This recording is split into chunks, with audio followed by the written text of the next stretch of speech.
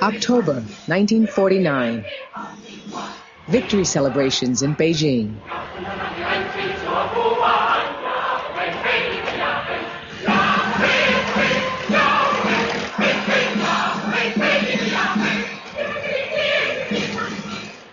Over 30 years after the Soviet Revolution, communism makes a second great advance. The country with the largest population in the world now has a communist government.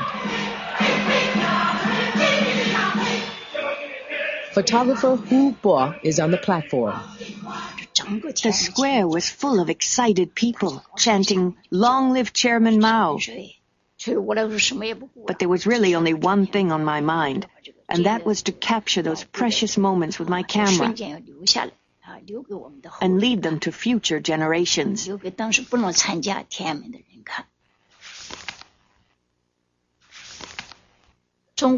was a special day for China. After thousands of years of struggle, we were liberated at last. What a joy. The crowds in Tiananmen Square hear Mao Zedong proclaim a new beginning.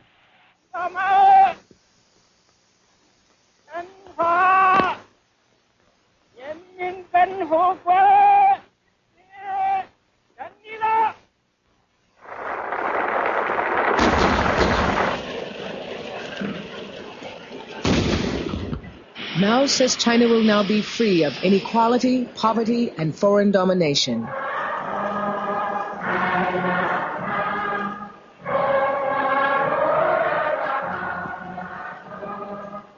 Almost overnight, 1/5 of the world's people become part of the greatest experiment in mass mobilization of the 20th century.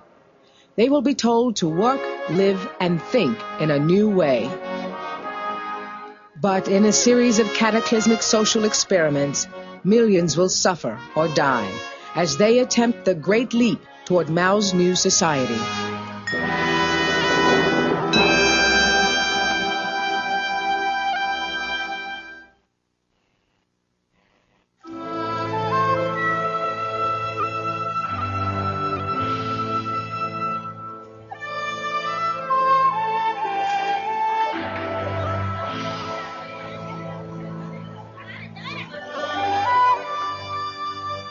For the first half of the 20th century, most Chinese still lived in ways that had remained unchanged for generations.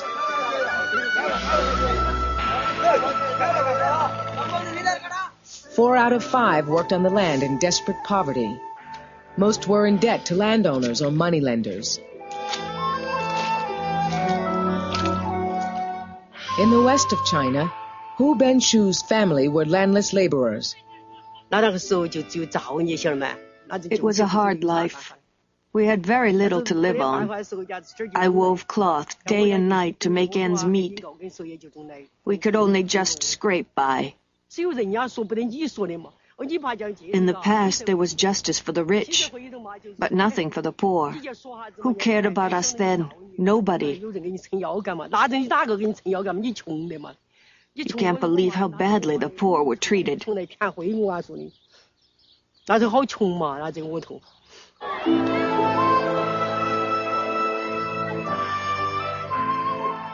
The need to tackle rural poverty and modernize was recognized in the 1920s. President Chiang Kai-shek re-established a central government, ending the turmoil between rival warlords. His Nationalist Party drew support from Chinese businessmen and the landowners in the countryside. Foreigners were allowed to keep their privileged hold over trade and finance. And the nationalists believed that in time, capitalism would spread its wealth out to the other China, beyond Shanghai and the coastal cities. Time in dear old Shanghai, then I'm dancing, sweetheart, with you.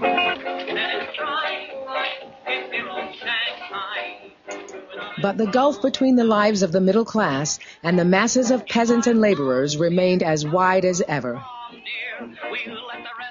Jing Jingzhe was married to a leading Shanghai businessman. I learned how to dance and used to go out with my husband to social functions. He enjoyed playing mahjong and always took a lot of trouble about how he dressed when he went out. As China began to industrialize, low wages and poor conditions increased the social divide.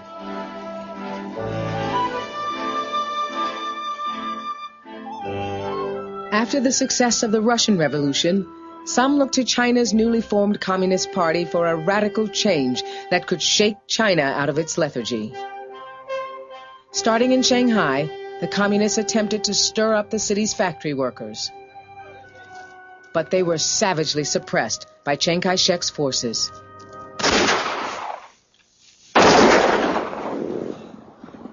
Those who survived fled to the countryside and were pursued across China.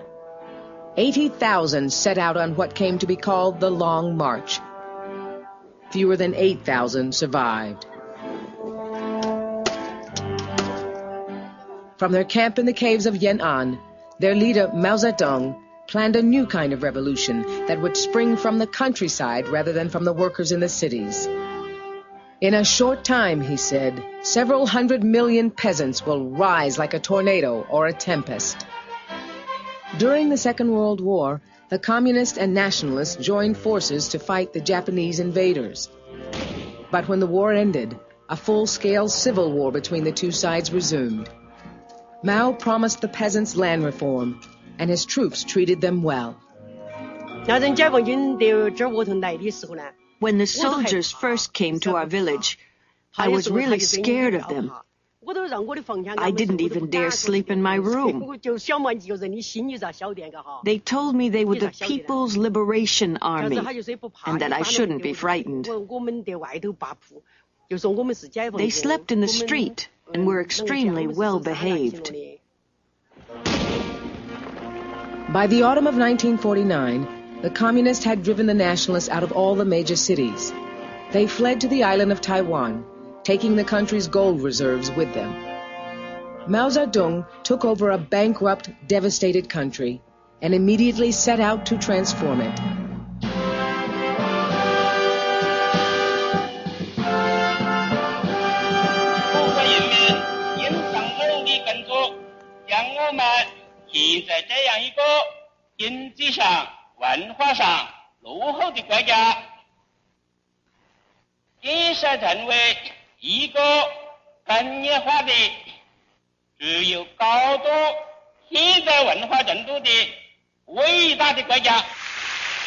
Mao now held more power than any leader since the emperors. He promised a China that could stand on its own feet alongside the other world powers.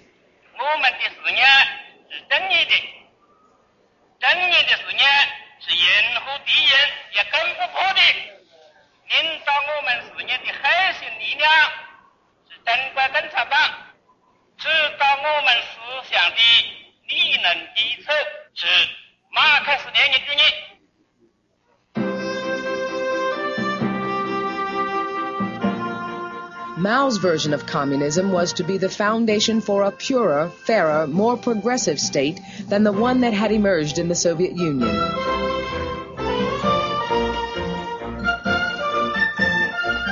It was to be a revolution in which the peasants were to take the leading role. Activists would explain the ideas of class identity and class struggle to every village and workplace and incite the peasants to speak up against enemies of the people. Chinese were now bombarded with propaganda. Traveling projection teams took films to the remotest areas, bringing the message of active socialism.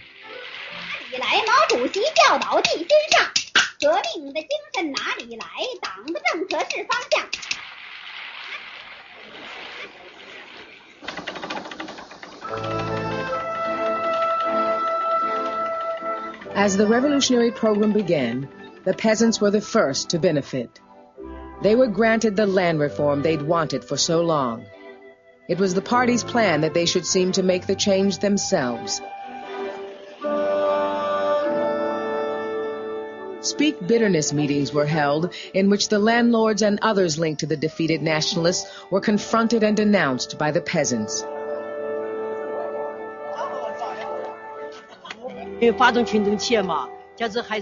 We were told to get together and ask the landlords to return land to us. We stated how much they should return and how they should return it.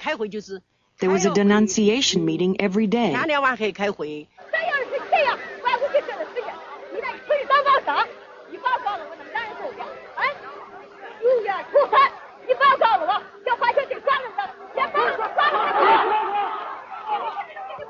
Local party secretary Lua Shifa helped whip up feeling in his village. The first thing we had to do was to bring down the landlords. What we did was persuade the tenant farmers to denounce them. At the public meeting, they would explain how they couldn't afford to pay back the rent every year, or how they had to take out high-interest loans to pay it off. People around the stage sympathized with the poor peasant stories, and they'd weep. 政府接受了群众的要求，判决罪犯李志仁的死刑。坚决与人民为敌的反革命分子一定受到人民严厉的制裁。Hundreds of thousands were killed.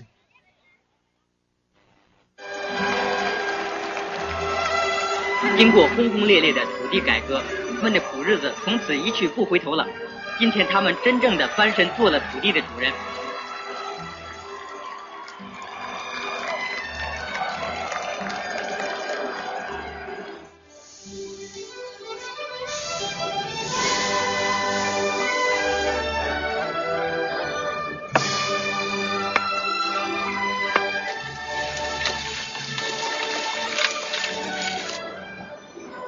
The class warfare was less vicious in the cities.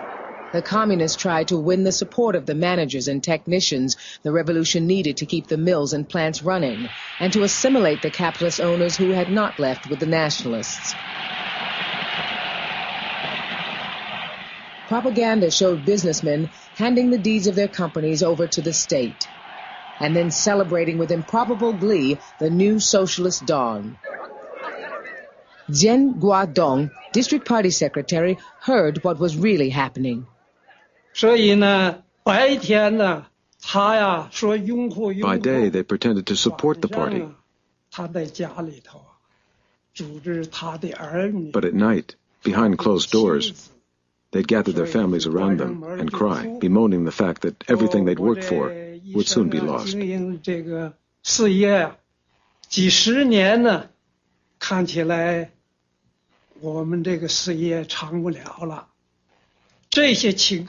When we realized this, we decided to recruit capitalists who sympathized with the party.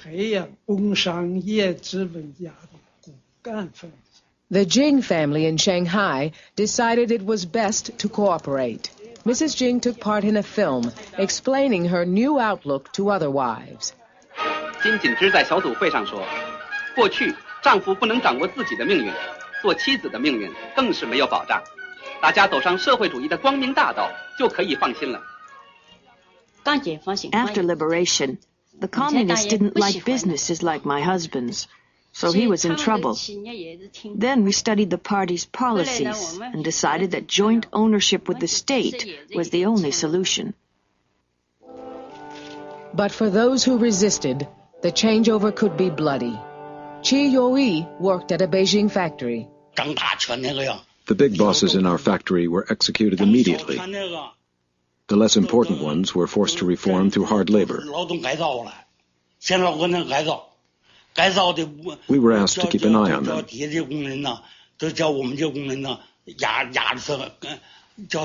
We hated them so much, we beat them if they didn't work hard enough. That's the way they treated us. In the past, they'd been the masters. Now, we were.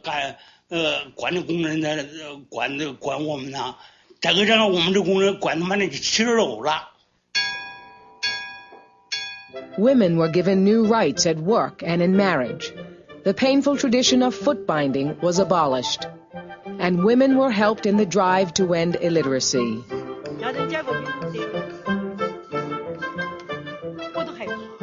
Gao Yue-ing from a village near Beijing was first First a pupil, then a teacher. Once I'd learned how, I could teach others to read. I didn't have a blackboard, so I used a wooden door. I wrote words on it and May copied them. Some of them had their babies with them, breastfeeding and studying at the same time. I can tell you, it was really hard. 创造出了许多好办法，这种每人一块小黑板的学习方法。当他们去地里干活的时候，就把自己的小黑板插在地头上，结合生产劳动来熟读生字，真正做到了学以致用。To clean up China's dirt and disease, the communists launched mass campaigns and expected everyone to take part. Propaganda films were used to set the pace.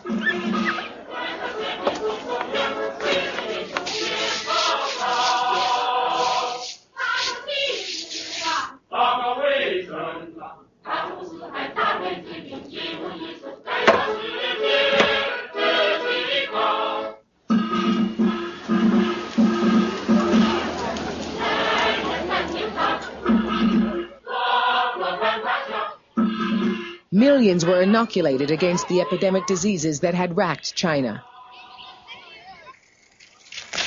War was waged on old habits.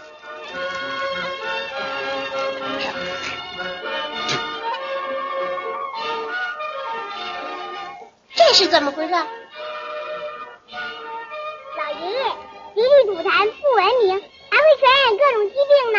对。最好下次吐痰的时候要吐在手绢里、纸里或者垃圾箱里。好，以后我们一定要注意了，一定要注意了。老爷爷再见。哦，再见了，再见。所以这是有关我们每一个人的事情，要求人人都动起手来。The pressure was inescapable. Party activists checked up on their neighbors' housework. Zhen Fuqin from the local street committee went from house to house. We used to say, "Do you love your country?" The country is calling on you to carry out the public health campaign. Get on with it. When they heard this, people said, if we don't do it well, that means we don't love our country. We used to go up the lane to check on people's housework, to see if they'd done it properly. We'd examine the tables to see if they were dusty.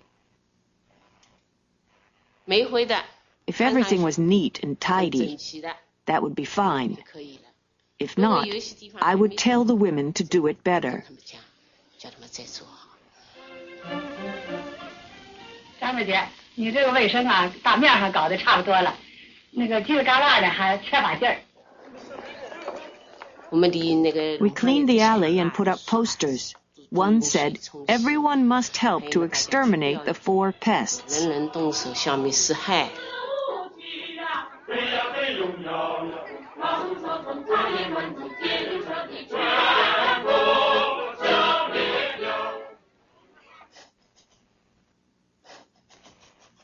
Nothing escaped attention.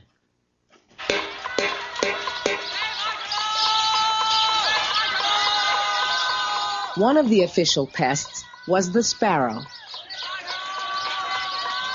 The small birds were accused of devouring the crops. The word came down from above to mobilize the people to kill the sparrows. Villagers of all ages joined in. We were so busy, we even had to take turns to eat. The trees were really high and hard to shake, but everyone did their best so the sparrows couldn't land. We used slingshots. Some people used guns. Whoever killed the most sparrows was praised and given rewards. Those who caught fewer were criticized and encouraged to do better the next day. In fact, the campaign backfired. With the sparrows gone, more insects survived to strip the crops. The same effort to get mass participation was applied to another type of cleansing, of incorrect thoughts. People were asked to look out for neighbors or fellow workers who seemed to meet the party's description of rightists or capitalists or counter-revolutionaries. They were then denounced.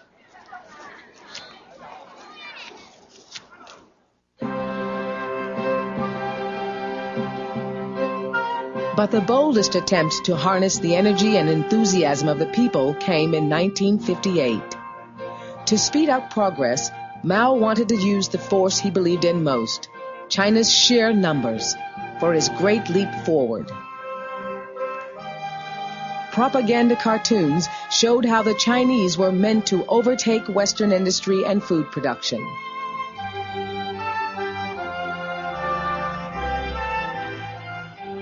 Land so ceremoniously given to the peasants after the revolution was now taken back, and the peasants were herded into huge communes. District Secretary Zhen Guodong oversaw the operation in his area. I was responsible for setting up people's communes and turned 8 agricultural cooperatives into 2 big communes. There were over 100,000 people in each one.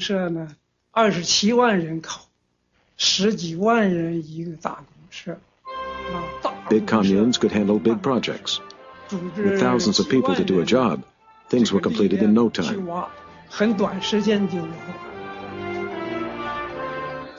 Production brigades were sent where they were thought to be needed most, under military-style discipline. The party said it was a more efficient, better, faster way to build socialism. Private ownership of land had already been eliminated. Now family life was to be destroyed as well. Peasants were to eat food cooked in central kitchens. Children would be looked after together.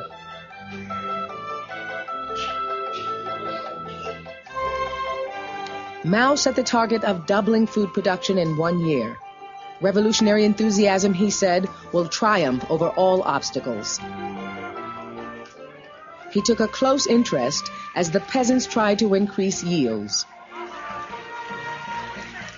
When the Dongsheng commune promised a record harvest, it was Zhen Guodong, the district secretary, who showed the chairman around. Chairman Mao himself visited the show field and asked how much it was expected to yield. My colleague said 50,000 pounds an acre. Chairman Mao replied, even if you could achieve 10% of that, it would be a miracle.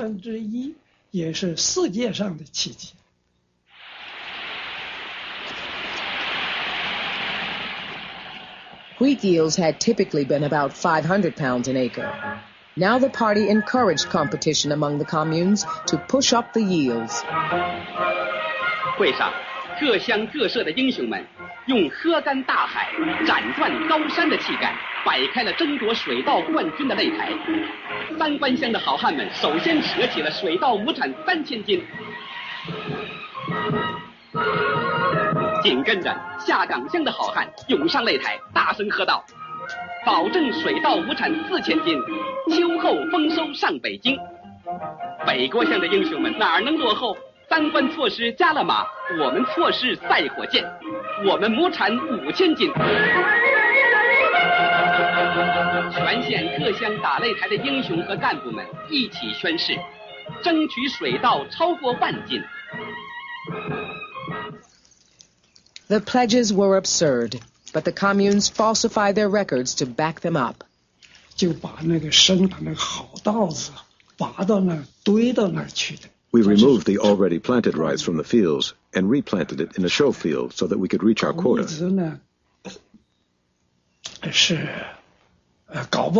Planting it so densely with no light or wind blowing through meant it would rot.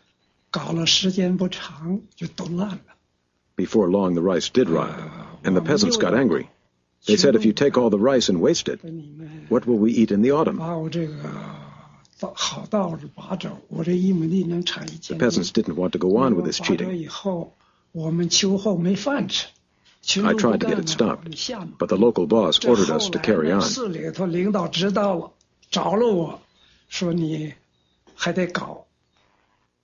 But the false statistics contributed to a dangerous delusion that China had plenty of food and could concentrate on other things.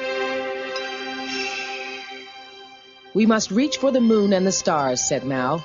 Man can achieve anything he can imagine. Huge construction projects also pitted great masses of people against apparently insuperable obstacles.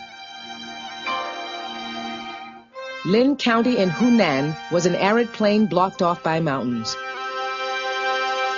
The 1,800-mile-long Red Flag Canal was planned to bring in water over the rocky terrain. The canal workers were celebrated as revolutionary heroes.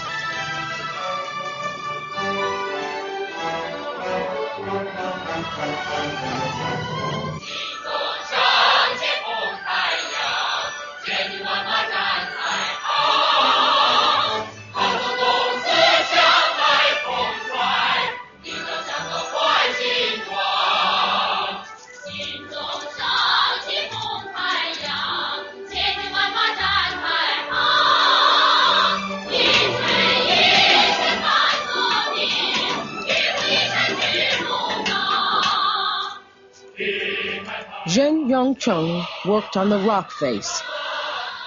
I tie a rope around my body and swing out into the air. I used a pick to remove the loose stones. When they fell, I had to try hard to keep out of the way to avoid getting my legs broken.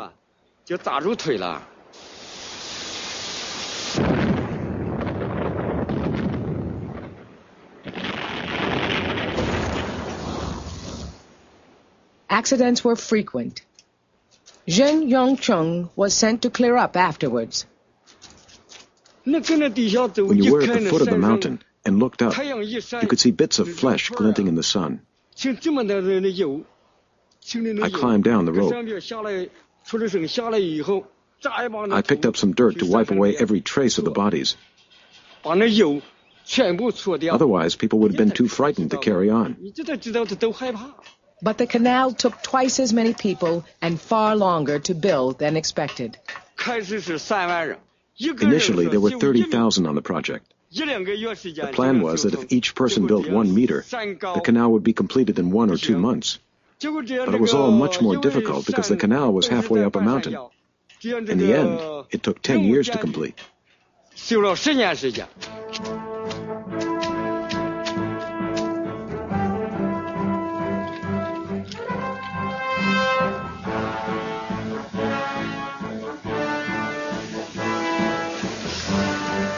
To meet the most ambitious goal of the Great Leap Forward, Mao told the Chinese that production of steel had to double in 1 year.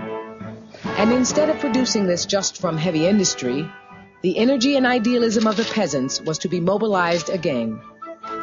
Small furnaces were built in villages and backyards across the country. They collected any scrap they could find. They melted down doorknobs, wash basins, tools. As the fever grew, people gave up their cooking woks.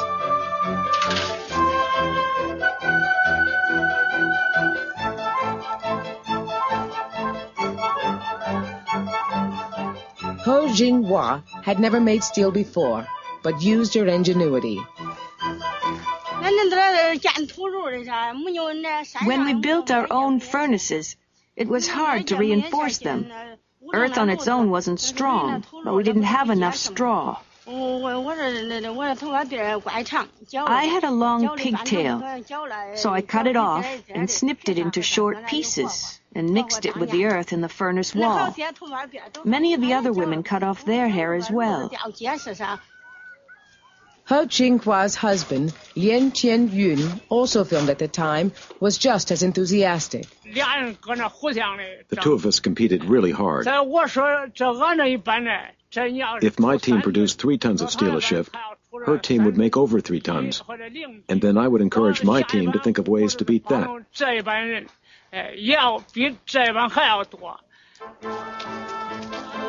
Forests were decimated to fuel the furnaces 24 hours a day.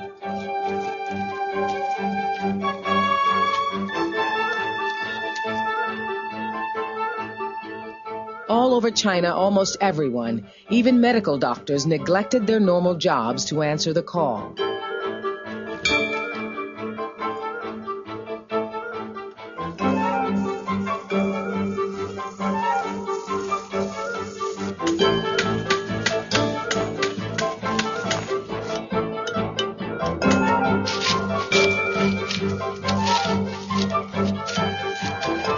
But even those taking part began to see it was folly. All we did was make steel and nothing else. We didn't produce anything useful. How could we? We dug holes in the ground and tried to produce steel. It was all such a waste of time. But the orders came from above. We had to obey them. Slowly, it became clear that after so much effort and time, after so much wood had been burned, and so many pots and pans consigned to the flames, the steel produced was impure, weak, and useless.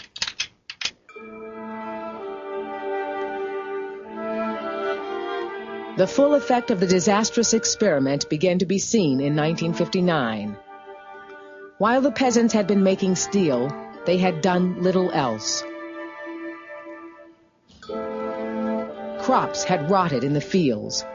Seed hadn't been planted. Food was already short. Because of the falsely exaggerated harvest, the government had taken a bigger share of the crops to send to the cities.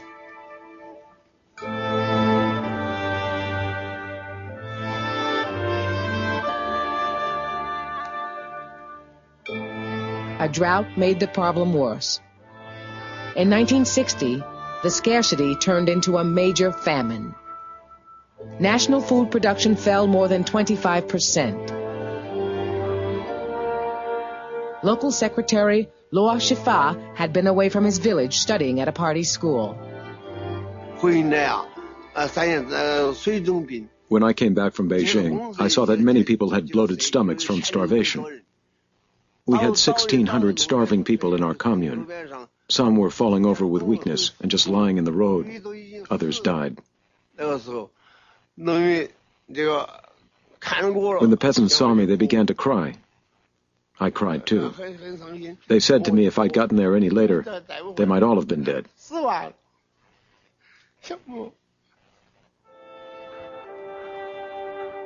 In a secret report, the party later admitted the full extent of the calamity. Their own figures showed that over 20 million had died from the famine.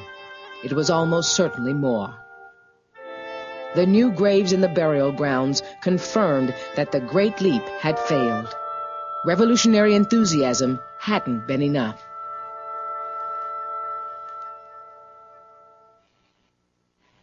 In the aftermath, Mao kept to the side and let the president Liu Shaoqi run the country. Even Mao knew that the economy had to be protected from his revolutionary zeal for the time being. So more cautious targets were set. Large communes were abandoned. Chinese peasants were allowed some land again and could sell their produce in free markets. They were allowed to live as families and return to a more normal life. Revolutionary rhetoric was toned down. There were fewer slogans. But Mao was biding his time. He feared his revolution was losing steam, and he was losing control. He saw a privileged bureaucratic class emerging as had happened in the Soviet Union. He feared the return of capitalism and materialist incentives, and believed China's chance to have a perfect socialist society was passing.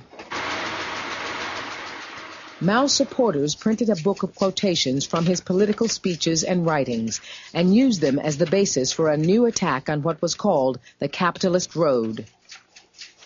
We still have to wage a protracted struggle against bourgeois and petty bourgeois ideology, said Mao. As he tried to regain power, Mao used a piece of spectacular political showmanship to revive his reputation.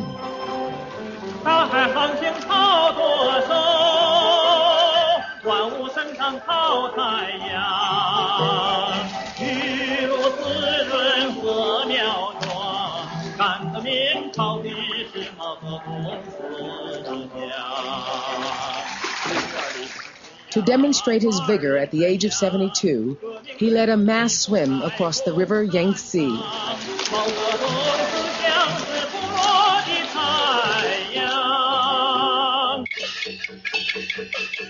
The 1,000-year-old Beijing opera was Mao's next target. He wanted to break the thinking and attitudes of old China, and he began with her traditional culture. If the opera could be changed, then anything could be. 8 new revolutionary plays were written to replace the old stories of emperors and concubines.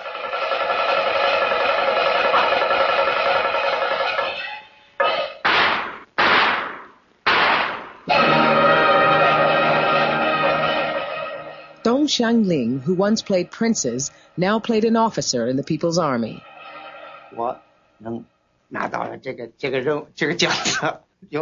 I was chosen to play this revolutionary role, and it was a great honor.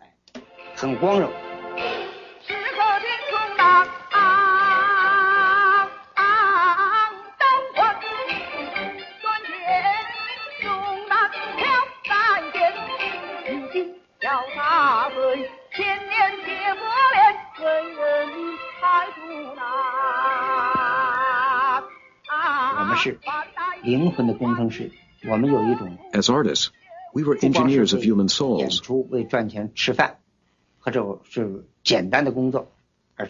didn't just perform to earn money, but had a serious responsibility to re-educate people.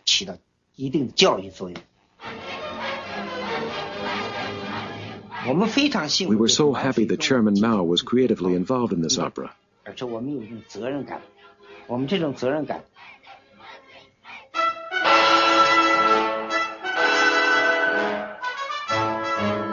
In August 1966, Mao unleashed the Great Proletarian Cultural Revolution. He was assisted by a group later known as the Gang of Four, which tried to build the Mao cult to new heights.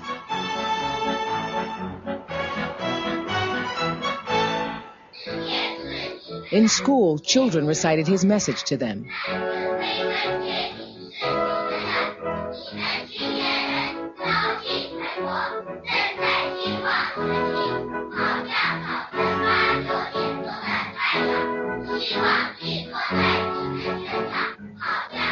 In Shanghai, at the No. 6 girls' school, Xiao Ailing was the headmistress. The pupils came to realize that all the changes taking place in their families, at school, in Shanghai, and China were brought about by Chairman Mao.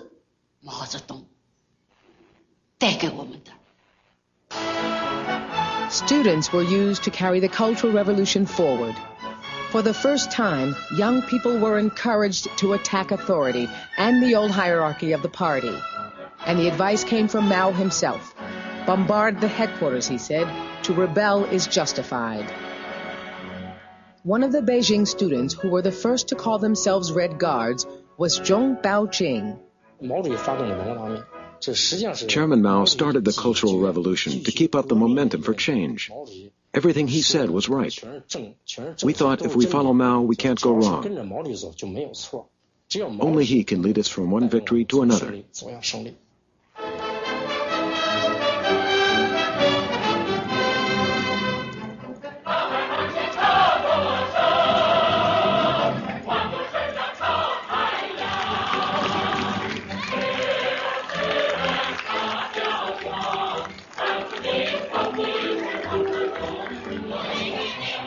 A succession of huge rallies was held in Tiananmen Square. The master of mass mobilization had shown he could still draw a political response directly from the people. This time, it wasn't the peasants in the country who did his bidding. The most educated and energetic generation in China was following his every word.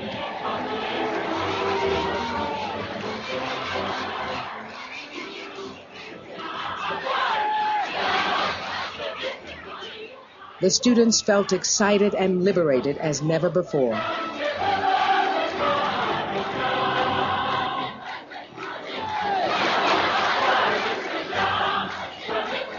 An estimated 11 million Red Guards came to see Mao. 15-year-old Zhao Shuyun was presented to him.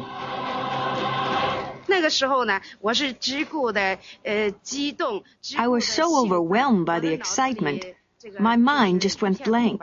The only thing I wanted to do was to get a good look at Chairman Mao and shake his hand if I got the chance. I shook hands with him 3 times. Because I'd been received by Chairman Mao, millions of Red Guards regarded me with awe. When they saw me, they always wanted to shake the hand that Chairman Mao had shaken.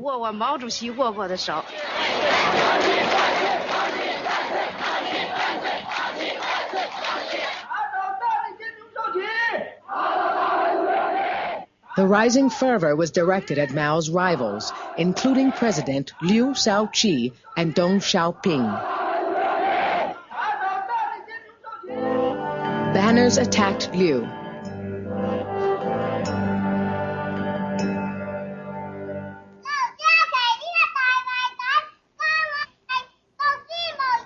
Even small children were taught to denounce Liu.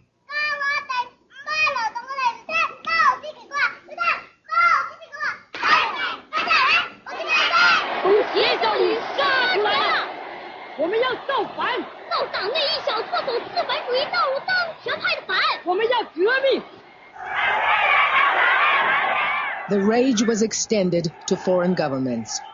Western diplomats in Beijing were attacked.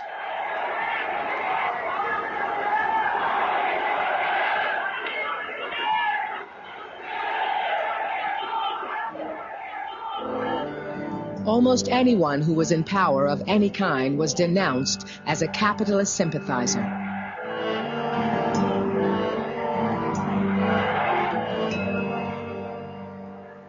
The whole structure of the party was brought down, including Zhen Guodong, the district secretary in Tianjin.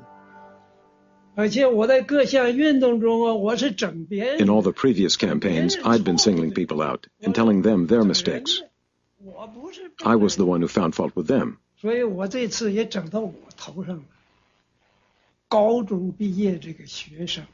I didn't expect the tables to be turned on me this time around.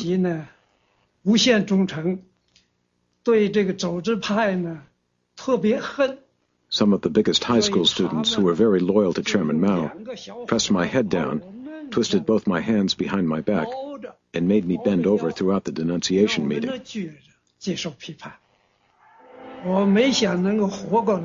I didn't think I'd survive.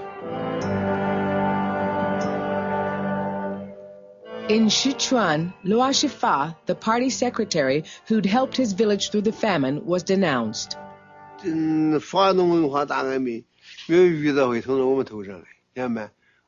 didn't expect the Cultural Revolution would affect me. Why should it? I knew I hadn't done anything wrong. I'd always had the support of the people. At the denunciation meeting, they slapped my face and forced me to kneel down. Kneeling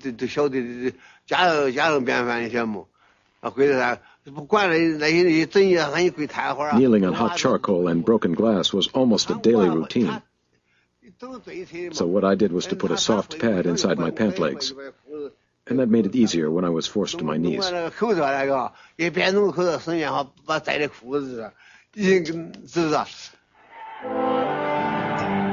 In schools, pupils attacked their teachers. Our headmaster had been really good to us, but even he couldn't escape. We didn't hate him personally, but he represented bourgeois values, so we had to attack him. We dragged our headmaster onto the school stage. Then students put a dunce cap on his head and a big placard around his neck. The more extreme we were, the more loyal we felt to Chairman Mao.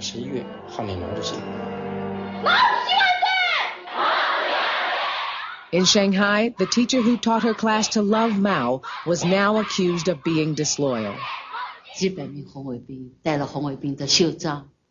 There were several hundred Red Guards wearing armbands. Others had military belts. Some had scissors in their hands. ready to cut people's hair. They chopped off my hair and beat me with sticks. They ordered me to produce the Red Book and to recite that revolution means rebellion and violence. That day I was wearing a white shirt without pockets, so I wasn't carrying the Red Book with me. They said, if you're not carrying the Red Book, that means you aren't loyal to Chairman Mao. How dare you say you love Chairman Mao? You deserve to be overthrown.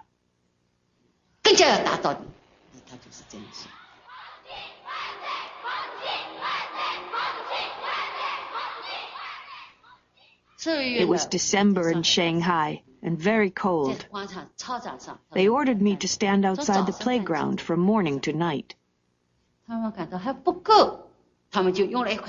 then they thought the punishment wasn't severe enough, so they got a big blackboard and pressed it down on me.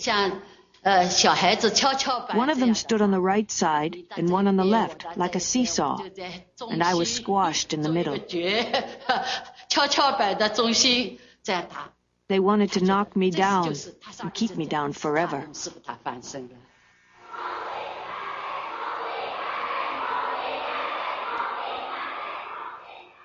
Xiao Ailing was left with permanent injuries to her face. Up to 1 million were killed or driven to suicide. The country was now in the grip of a revolutionary mania that became more and more violent and destructive. The Red Guards attacked the four olds: old habits, old ideas, old customs, old culture. Books were burned and museums pillaged.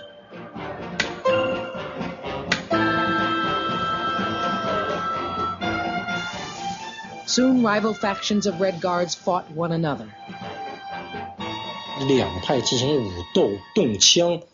used clubs and guns. Many were beaten until they bled. Others died.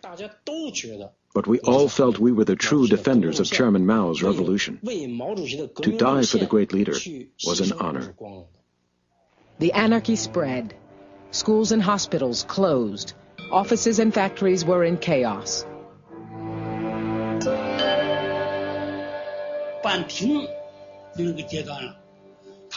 The factory almost came to a standstill. Production was impossible. We had meetings every day and workers were denounced. We didn't know what to do. One day you'd be arrested, and the next day it would be my turn. We didn't know what would happen to the country. Many workers committed suicide by jumping in front of trains or into the river.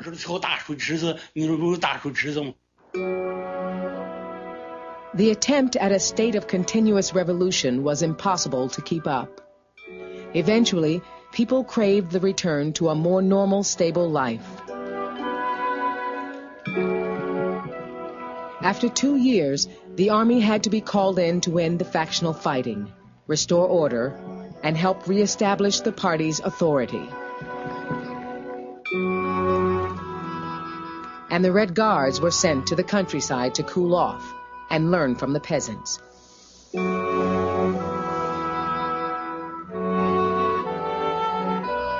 But the Cultural Revolution only ended in 1976 with Mao himself. 高山在痛哭，大海泪涛涌，惊天动地的噩耗啊，震撼全球。我国各族人民敬爱的伟大领袖毛泽东同志于1976年9月9日在北京逝世。 In a bid to keep the country together, the propagandists exploited the scenes of mass emotion on Mao's death.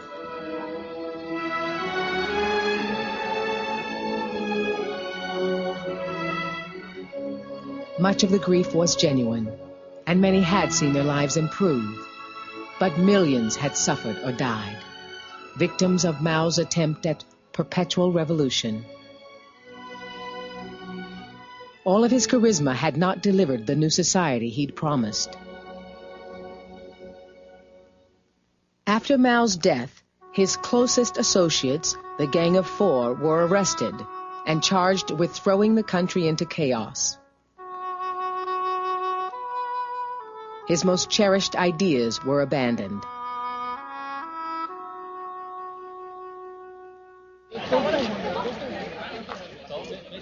Mao's successor, Deng Xiaoping, tried to replace ideological fervor with economic activity. The Chinese were to be mobilized not by dreams of equality, but by money. In the 1980s, political control was as tight as ever, but the slogan from the top was, "To get rich is glorious."